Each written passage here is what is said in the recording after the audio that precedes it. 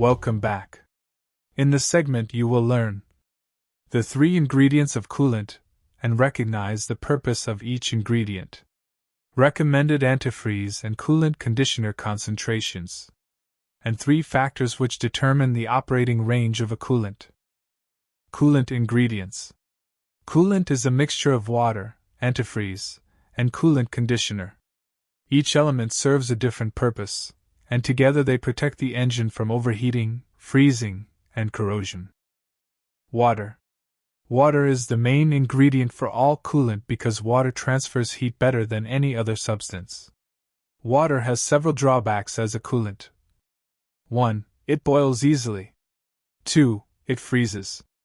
3. It is extremely corrosive to metal. Antifreeze, or ethylene glycol, and coolant conditioner are added to correct these deficiencies. Antifreeze.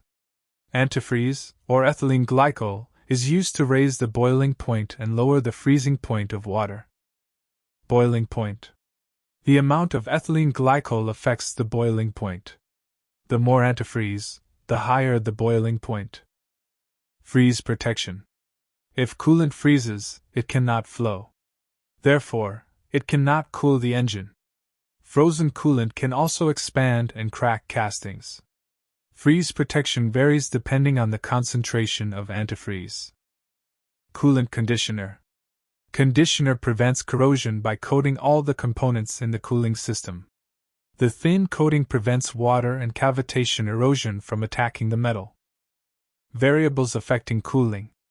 There are several variables which can affect the operating range of coolant. Operating altitude and system pressure. Operating altitude and system pressure affect the boiling point of water. 1. Increasing altitude lowers the boiling point of water. 2. Increasing system pressure increases the boiling point of water.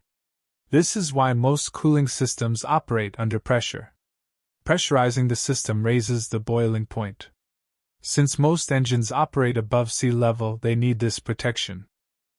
Operating temperature. 3 factors influence the operating temperature range of coolant. 1. Operating altitude. 2. System pressure. 3. Concentration of antifreeze.